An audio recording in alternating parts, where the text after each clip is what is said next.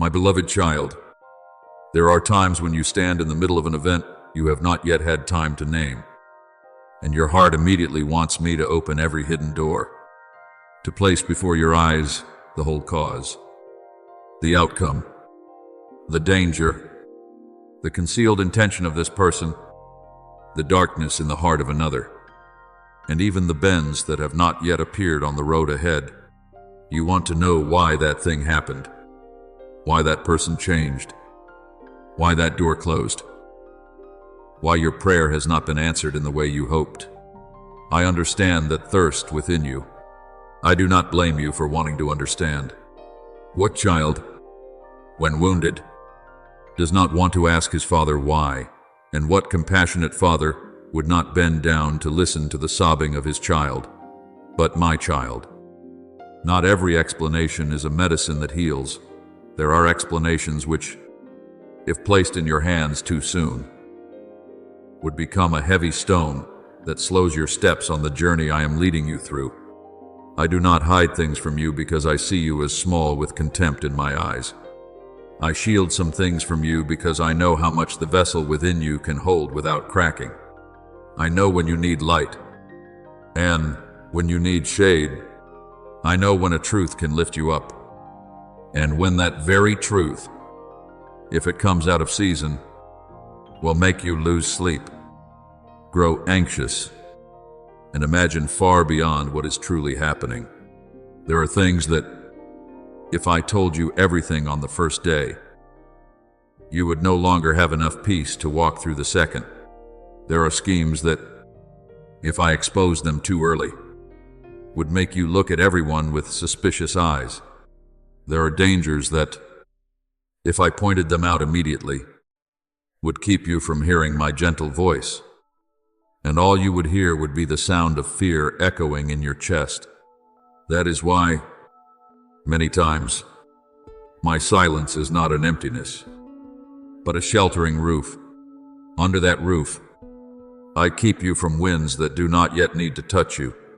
You think I have not answered, but in truth, I am answering by not allowing you to be overwhelmed.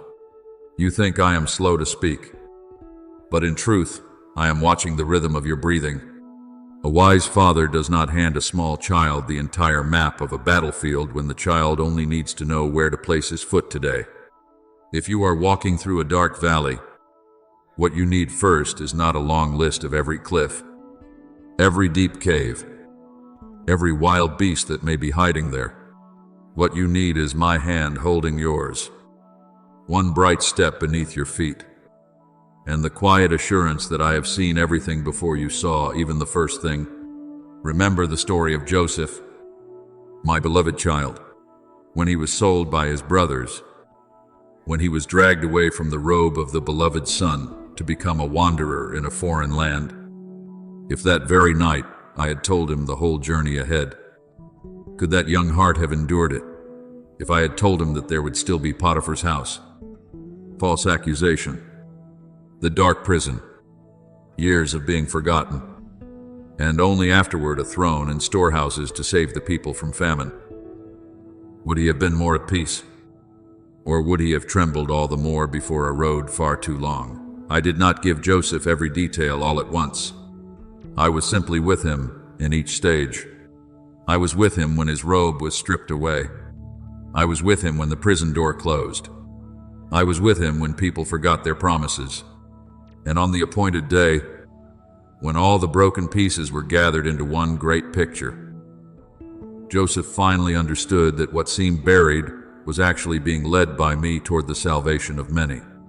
In the same way, there are seasons in your life when you are given only enough light for one step, not because I lack the power to illuminate the whole road, but because if you saw too far, you would be exhausted by things that have not yet come.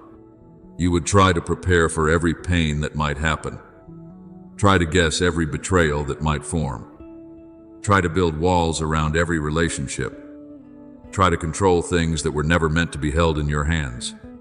But my child, control is not peace.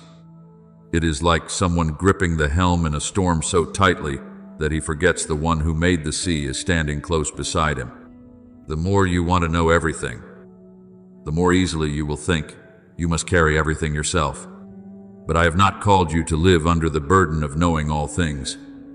I have called you to live in the trust that I know all things. There are answers I will give you later, when the wound no longer bleeds each time it is touched, when the memory no longer makes you shrink back, when you have become wide enough to hear without bitterness, steady enough to understand without panic, tender enough to look back without condemning yourself. Then I will place my hand upon your shoulder and open layer after layer of meaning. You will see that the times I did not explain were the very times I was protecting the calm within you. You will realize that some doors I closed were not to rob you of something good, but to keep you from entering what had not yet been sanctified. You will understand that some people I allowed to leave you did not depart because you were unworthy of love, but because your journey needed to be freed from hidden cords that were quietly wearing you down. While you wait for that season of understanding to come, do not force yourself to decode everything. Do not turn the darkness into a courtroom against yourself. Do not sit there interrogating every detail until the peace within you runs dry like oil in a forgotten lamp. I do not require you to understand every chapter before you continue walking. I only invite you to trust that the one writing your story does not have a trembling hand, does not lose direction, and does not overlook a single tear, even when you do not know who is right or wrong. I still know, even when you do not see the schemes behind the matter. I still see, even when you do not understand why that thing was permitted to happen. I am still setting boundaries around it, so that it cannot go beyond what I can use for your growth and for the beauty being formed within you. Therefore, my beloved child, learn to rest in the portion you are allowed to know today. Do not despise the small light I place in your hand, for that light is enough to keep you from stumbling in your present step. Do not grieve because I have not opened the whole curtain, because behind that curtain are things that must wait until your heart is stronger, gentler, and brighter. I am never silent because I am distant. I am silent like a father who places his finger upon his lips so that the sick room may remain quiet, so that the weakened child may sleep, so that life may quietly recover before it has to hear anything more. One day you will look back and know that my protection is also a form of revelation, that what I have not spoken is as full of love as what I have already declared, that my hand not only leads you by light, but also saves you through the things I temporarily do not allow you to see. So let today be today. My child, receive peace enough for this day, breath enough for this hour, grace enough for this step. When you need to know, I will speak. When you need to see, I will open your eyes. When you need to understand, I will gather the scattered pieces and put them back into their proper places. But for now, draw close to my heart and stop demanding that the storm explain itself. The sea may still be restless. The sky may still be dim. But I remain the one who holds the dawn. And when dawn comes, you will not only see the road, you will see that throughout the entire path where you thought you were walking through mist, I did not leave you for a single moment. My beloved child, not every season I open begins with a sound that shakes the mountains. There are gifts that come to you like dawn, rising over the edge of the sky. Slowly, gently, yet nothing can stop them from spreading. There are doors I open that make no loud noise, that do not cause the crowd to turn around immediately, that do not need anyone to stand as a witness with words, yet in the deepest place within you, you know that something has changed. You do not need to run out and announce that your time has come, nor do you need to try to prove that I am lifting you up.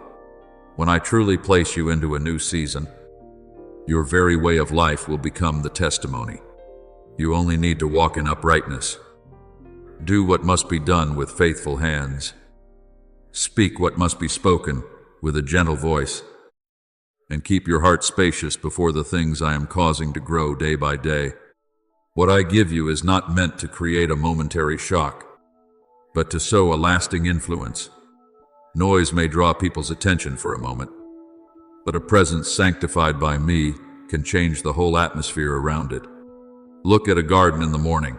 Its fragrance does not command anyone to notice it, nor does it need to proclaim that it is precious. It simply rises from flowers that quietly bloom during the night, and the passerby suddenly feels his heart become softer. You are the same. When I place within you a new source of life, you do not need to decorate yourself with display. You only need to remain where I have placed you. Live according to what I have taught you. Keep your inner being clean and tender, and then your influence will spread like a fragrance no one can grasp, yet everyone can feel. And then there will be people who once looked at you with old eyes who will have to learn to look again. They were used to seeing you in your seed season. So when you begin to bear fruit, they become confused. They once thought you were small because they only saw your form while you were buried beneath the soil. They once thought you were not moving forward because they only saw the quiet surface of the ground and did not know that underneath, roots were finding their way. They once mistook your silence for weakness, your waiting for failure, your humility for having nothing to say. But I saw what they did not see. I saw the nights when you sat alone and still did not give up. I saw the times you wiped your tears and continued to live kindly. I saw the times you thought you were being delayed, when in truth, I was causing your roots to sink deeper into a source of water that never runs dry. My child, do not despise seasons without applause. A tree does not grow because of the praise of passers-by, but because its roots are nourished in silence. There were days and months when you thought everything was standing still, but I was doing a hidden work in your foundation, when you had not yet been brought into the light. I did not forget you in the darkness. I was training your endurance, softening the hardened places, pruning unnecessary branches, and placing within you a maturity that no stage could ever give. If I had allowed you to appear too soon, strong winds might have broken you. Because I love you, I allowed you to grow in a place few people noticed, so that when your day comes, you will not need to strain to remain standing, because the foundation within you will already be deep enough. Remember David, my beloved child. Before he was known among the people, he lived many days in the wilderness with the sheep, where there was no throne, no trumpet, no crowd shouting praise. When the prophet came to Jesse's house, those who looked with natural eyes would easily have noticed the older brothers who were tall, strong, and seemed more worthy. But I saw what was being nurtured in David during the days when no one called his name first. I saw his heart when he watched over the flock. I saw his courage when he faced wild beasts. I heard the sound of his harp in the lonely places. I knew his quiet faithfulness before the world knew his victory. The day David was anointed was not the moment everything exploded before the eyes of the people. It was the marker of a door that had been opened in silence. From that point on, the blessing did not appear with immediate noise, but spread gradually through each stage, until what I had placed in him could no longer be hidden. Therefore, when you see your new season, begin gently. Do not doubt. Not every beginning from me makes the earth tremble. Some beginnings are like oil poured upon the head in a hidden room, not yet understood by anyone, yet already recorded in heaven. Some promises at first are only like a small green shoot, but within that shoot is the whole forest of tomorrow. Do not rush to measure a blessing by the noise it makes. Measure it by the peace it brings, by the clarity it leaves behind, by the way it makes you more generous, more steadfast, more compassionate, and less in need of recognition. A season that comes from me does not make you arrogant. It teaches you to bow your head. It does not make you despise those who once did not understand you. It makes you love them more, because you know that everyone has seasons in which they are being quietly shaped by me. There will be a time when you enter a room, and without saying much, people will still sense that something is different about you, not because you have learned how to make an impression, but because I have renewed you through many hidden seasons. True light does not need to fight for a place when it is present. Darkness retreats by itself. True maturity does not need to introduce itself when it speaks. Those who hear recognize the weight of years that have been refined. True peace does not need a long explanation when it is within you. It softens even tense places. That is the influence I want to place upon you. Not power to overpower, but fragrance to lift others up. Not superiority that makes others bow, but fullness through which many are touched by hope. So, do not be afraid if your blessing is not recognized immediately. Do not be sad if people still call you by the name of your old season. Do not be impatient to correct their eyes, for I will do that at the right time. When the fruit is ripe, it does not need to argue with the one who once said the tree had nothing. When the light has risen, it does not need to ask permission from the darkness in order to shine. Your part is to continue living in faithfulness, keeping your heart from bitterness, your mouth from boasting, your hands from haste, and your steps close to me. People may only see the moment when you stand in the dawn, but I know the midnight watches that form that posture. They may only see the fruit, but I know how each root pushed deep through hard soil. In your family, you often think that in order to preserve harmony, you must speak a great deal. Explain until everyone understands. Mend every crack by your own strength, and step forward to settle every conflicting voice. But my child, sometimes the more words are spoken, the more wind the fire receives. Sometimes what a house needs is not a voice that wins, but a heart that is not swept away by the wave. I do not teach you silence so that you may avoid things, nor do I tell you to be quiet because of fear. I teach you an alert stillness, a peace with open eyes, a tender heart, and a clear mind. One that knows when to speak and when simply to remain present. When others are heated and you do not answer with heat. When others are tense and you do not allow tension to take hold of you. When others push the storm toward you and you still stand in my gentleness. The atmosphere around you begins to grow lighter in a way no one can explain. Remember that your emotions are not as small as you think. They are like a wind passing through a garden. When the wind is pure, branches are caressed, flowers do not fall too soon, and young shoots can stand upright. But when a raging wind blows through, everything is displaced. Dust rises, eyes sting, and people's voices become hurried. You are one who carries a wind into the places you enter, not the wind of anxiety, not the wind of haste, not the wind of suspicion, but my wind, gentle yet strong, quiet yet deep, not showy yet powerful enough to make a room less dark, even if no one names you, even if no one thanks you, even if no one realizes that your presence is keeping things from breaking apart. I still know, and what I know is never meaningless. There are many who sit down with the feeling that they are useless because they can no longer do as much as they once did, can no longer speak sharp words, can no longer stand in a prominent position, can no longer be invited into places with bright lights. But I want you to discern this clearly. Uselessness is not found in doing little, but in acting outside the place I have assigned.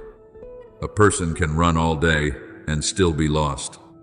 A person can be endlessly busy and still never touch what truly needs to be touched. A person can speak much and yet only make those who listen more tired. On the contrary, someone who stands in the right place in me, even quietly, can become an anchor for many things that are drifting. You do not need to turn yourself into a rushing stream to carry everything along according to your will.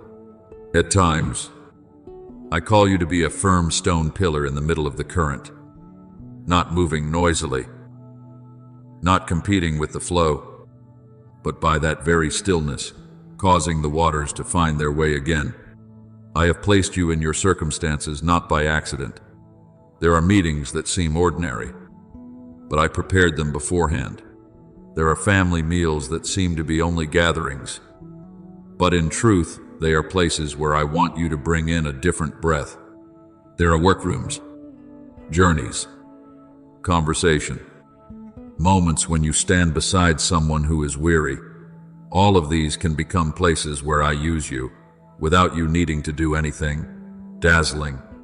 You once asked why you were there, why I did not bring you somewhere greater, why you were present in a small corner that few people noticed. But my beloved child, a lamp does not need to be placed in the middle of a public square to have value. It only needs to be placed in a dark room, and it has fulfilled the purpose for which it was lit. Remember the story of Esther. My beloved child, there was a time when she did not stand on a battlefield with swords and spears, did not preach before a crowd, and did not have the authority by herself to change the decree that had been issued. She was simply someone placed in the palace at a dangerous time for her people. She could have thought that her presence was not enough to turn around something so great. She could have feared that one wrong step would cause every door to close. But I placed her there not so that she could display strength, but so that she could stand at the right time, in the right place, with courage nourished in secret. When she stepped in before the king, her presence became a doorway for deliverance. She did not need to do everything at once. She only needed to obey the timing, keep her heart pure, and step into the position I had prepared. And from that seemingly fragile presence, a whole people were given a way of life. In the same way, you were not placed in life merely to react to every sound. You were placed in life to carry an atmosphere from me. When you are present with a heart free from bitterness, others may remember tenderness. When you are present with eyes that do not condemn, the one who is ashamed may find a path home. When you are present with a calm that is not false, those who are panicking may begin to breathe more slowly. You are not the savior of everyone, nor are you the one who must fix every wrong in a single day. You are one whom I have placed as a small sign of light, like a lamp that does not boast about the oil within it, but quietly burns where light is needed.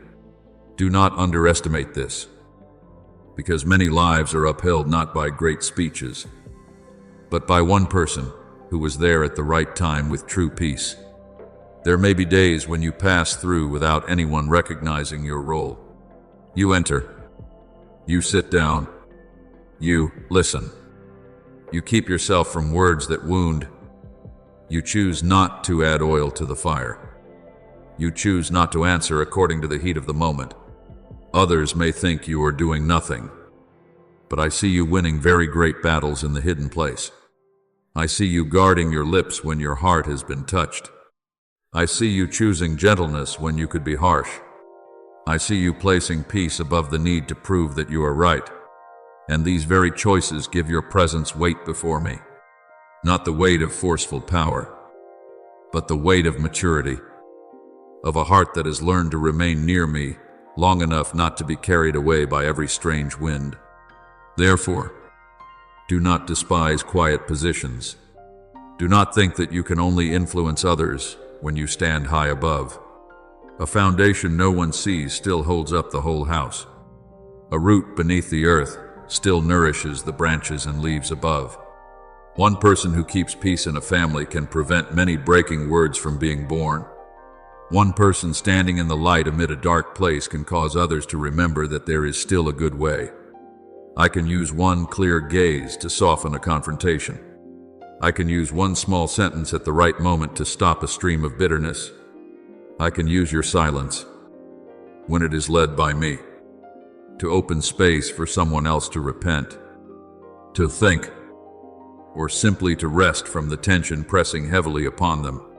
My beloved child, your part is not to try to turn every place into a stage for yourself, but to enter every place with me.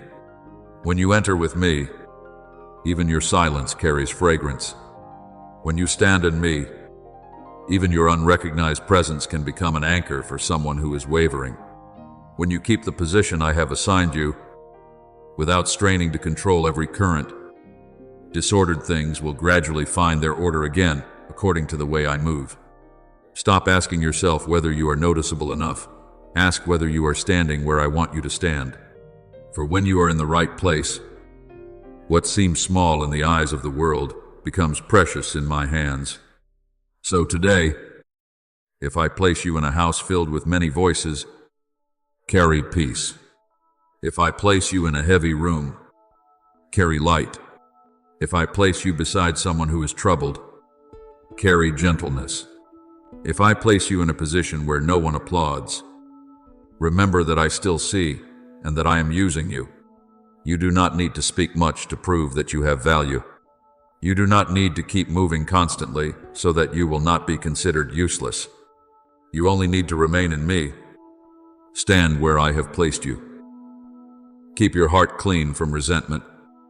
Slow your breathing in trust, and let my atmosphere pass through you like a cool breeze. Then you will see that not by noise, not by force, but by peaceful presence, I can change a room, a meeting, a family, and sometimes even the direction of an entire life. My beloved child, there are days when you are present in the world and no one names your role. No one knows how many times you have had to conquer yourself to keep the room from becoming heavier. You enter quietly, sit down humbly, listen more than you speak. Keep your lips from releasing words that could hurt. Keep your eyes from becoming cold and sharp. Keep your hands from reacting hastily to things that touch your heart.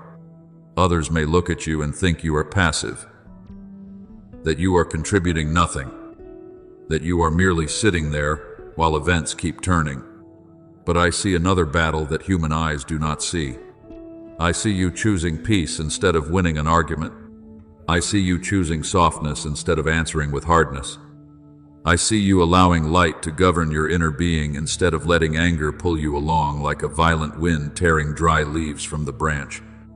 Do not think that every victory must sound like a trumpet in the public square. There are victories that happen only in a breath that slows down, in a sentence you swallow because you know it would heal no one, in a gaze you lower so as not to sow more pain, in a moment when you let me hold your heart before that heart turns into a weapon. Many times you wanted to explain, to prove, to let others know that you were not wrong, that you had your reasons, that you had also endured. But then you chose to place peace above the need to be acknowledged. You chose to let the house retain its warmth rather than defend your ego with harsh words. You chose life instead of winning and losing. And my child, before me, those choices are not small. Therefore, do not underestimate hidden places. The world often honors those who stand high, those who speak loudly, those who are seen by many. But in the way I work, some of the most precious things lie deep beneath the ground. A foundation is not praised every day, but without it, the whole house would lean. A tree's roots do not appear during the season of blossoms, but if the roots do not cling to the water source, the branches and leaves will dry up. A stone placed rightly beneath a bridge does not need to be decorated, yet it keeps many people crossing safely. You are the same. There are times when I place you in a position that does not shine so that you may become a support, not so that you may be forgotten. I place you in quiet places, not because you have little value, but because there are deep hidden works that only someone who knows how to stand in me can carry.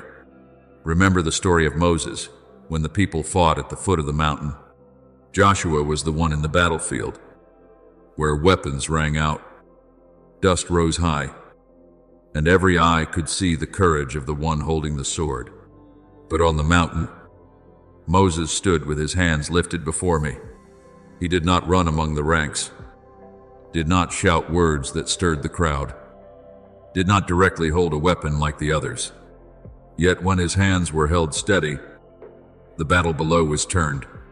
And when he grew weary, Aaron and Hur came beside him and lifted his hands, each holding one side, quietly yet essentially. If one looked only with natural eyes, one might think those on the mountain were not doing anything great.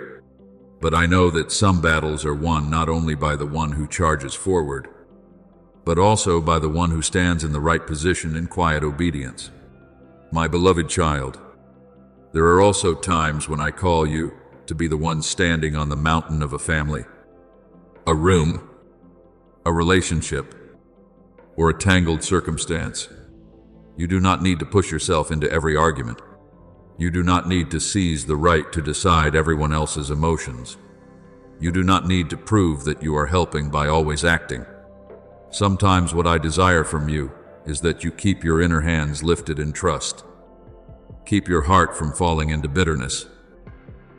And keep the atmosphere within you pure enough that those around you can find their breath again. Others may not know that your calm has kept a story from breaking apart, that your gentleness has slowed an anger, that your silence, when led by me, has left room for someone to think and return. Not every silence is fear. My child, there is a silence that is avoidance, but there is also a silence that is a holy vessel, keeping oil from being wasted. There is a silence that comes from helplessness, but there is also a silence that comes from a heart that has learned to listen to me before answering the world.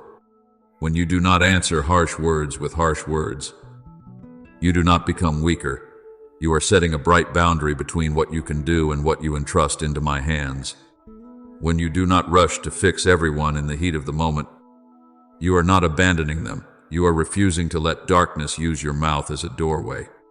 When you choose kindness, when you could be sharp, that is not defeat, but a sign that you have grown in closeness with me.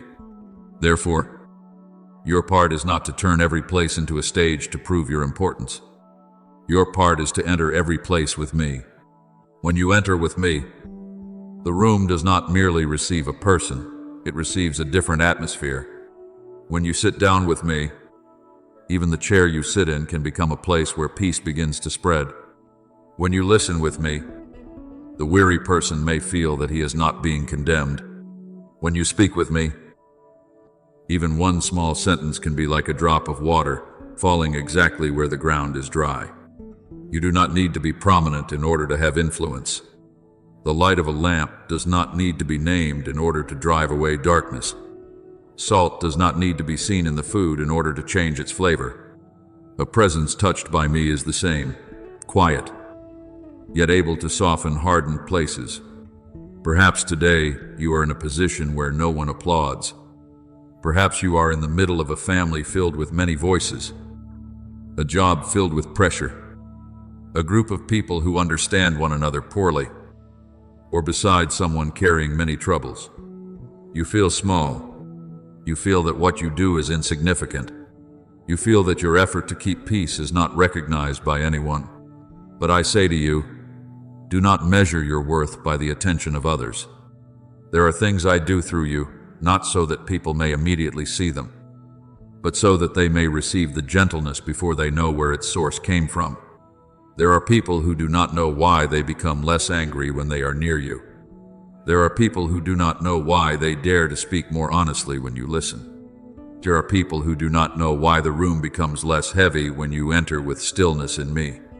But I know, and I am using you.